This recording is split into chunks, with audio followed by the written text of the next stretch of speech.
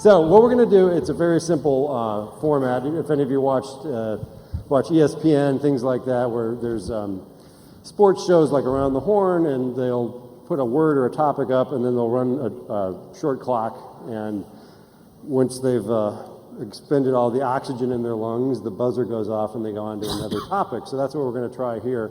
So I'm going to put some topics up on the board. We're going to run a clock, and we're going to just sort of say, overrated, awesome, the future, why are we talking about this, stuff like that. Typical weekend. And here we go. Let's start. Internet of Things.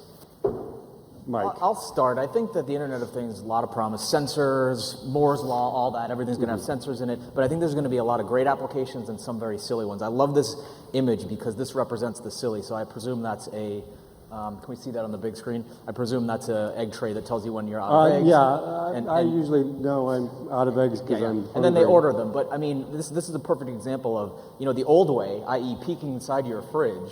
I'm not sure if anyone saw that as a pain point. Okay, but is that the silly one that distracts us from the real opportunity? Yeah, exactly. So Mitch, what do you think? Internet of Things will make its first biggest impact in medical and retail, but medical will be the one that we will all really feel in our lives. Literally. Literally. I mean, it will. Our parents will be cared for using sensors. We will be cared for using sensors, and eventually our children will have sensors in them. Okay. Anything else? Our children will be sensors at some point. Pardon? Our children will be sensors at some point. No. Internet of Things, we're in that weird phase right now where, everything's going to be Internet of Things, and we're going to keep using the IoT until it becomes so low-mo, and then we're not going to want to talk about it anymore.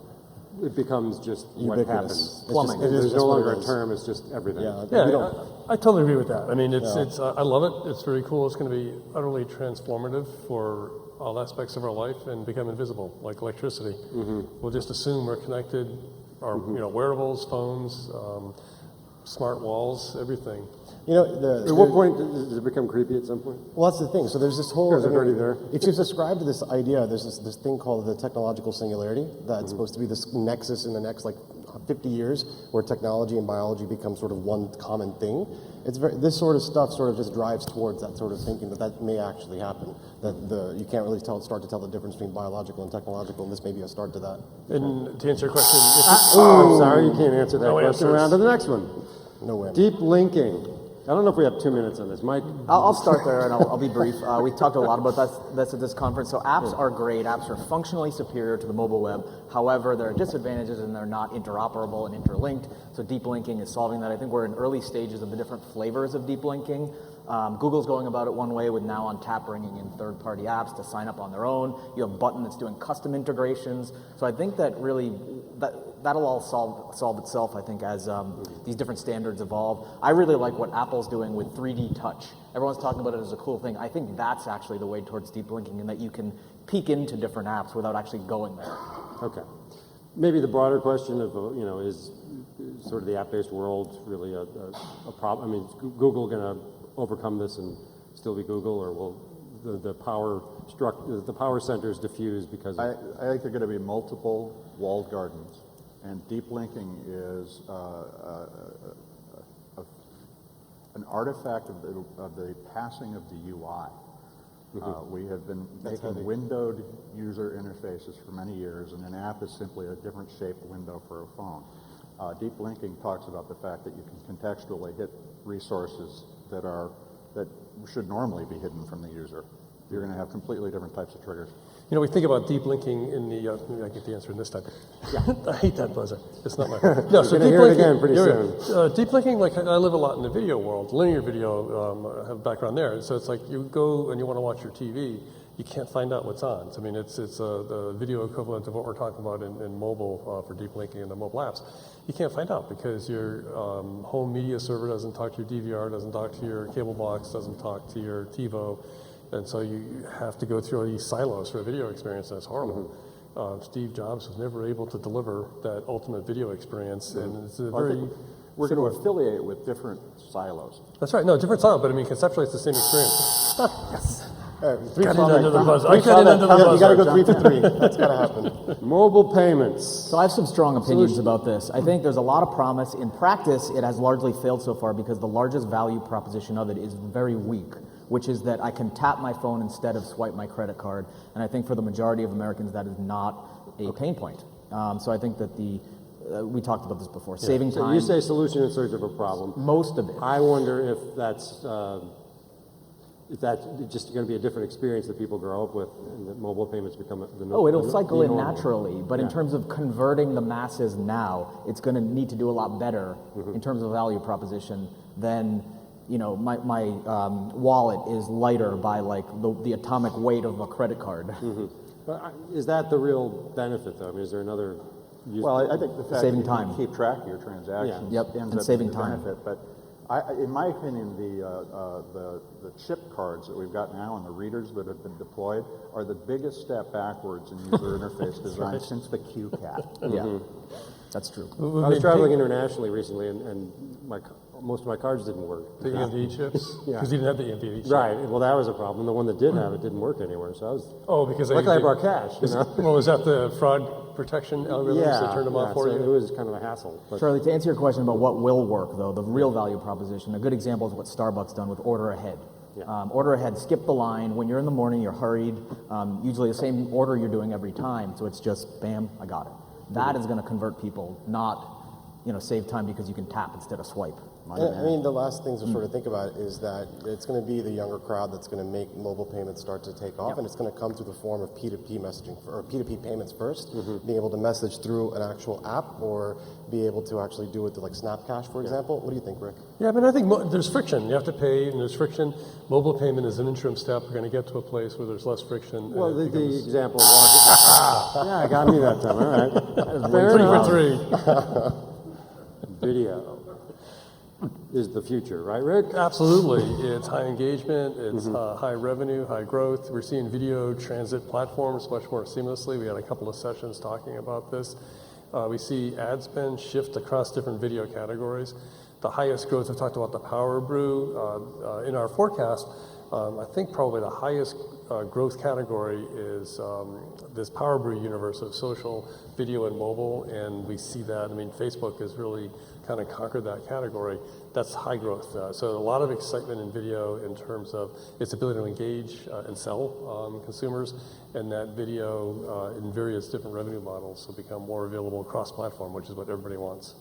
I think the biggest headline here is one of democratization. The iPhone 6s shoots 4K video. That's capability that 10 years ago cost a heck of a lot more, right? $50,000. Right. I think the Dollar Shave Club thing was produced for like $4,000. You probably could do it cheaper now.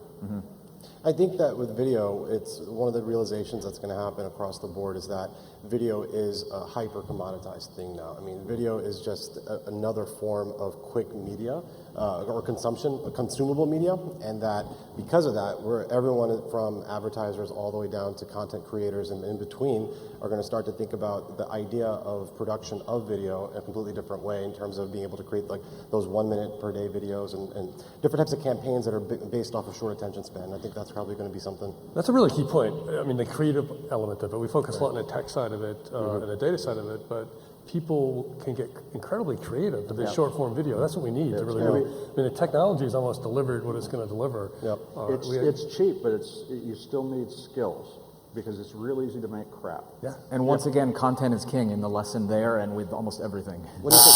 All right, enough of that. We're getting better. Privacy. I just love that image.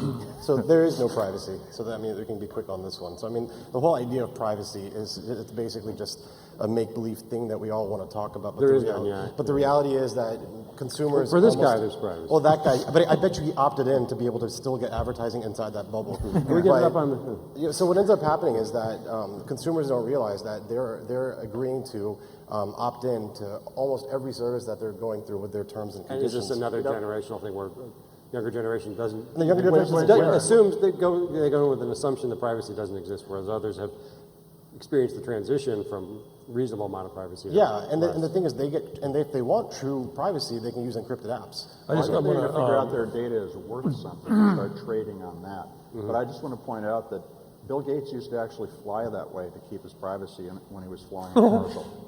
He would get on a plane and cover his head exactly. I want to steal Did he have that actual? Is that, So, like That a lot might of be other wrong. things, this is about comfort issues, right? And I think that's it's part of it is going to be alleviated by generational cycling, where the millennials and I think Generation Z is the next one we're calling it, that totally grew up digital are more comfortable. Think about 10 years ago, there were people freaking out that Amazon could predict your next purchase because of your last few books you bought. Yeah. So I think it's a comfort level, it's a learning curve and a level of acclimation. So the things that people are freaking out about now, I never see privacy as that big of an paraphrase. issue. This happened with American Express 25 years ago. Yeah. They started answering the phone by your name. They'd say, "Hey, how are you doing today?" How do you know Mr. who I Chaudhry?" am? Yeah, speaking well, like the And they had to pull it back and do a crisis. Donald Trump would have us say, "I love the privacy. The privacy is my best friend. I just want to borrow from them for marketing."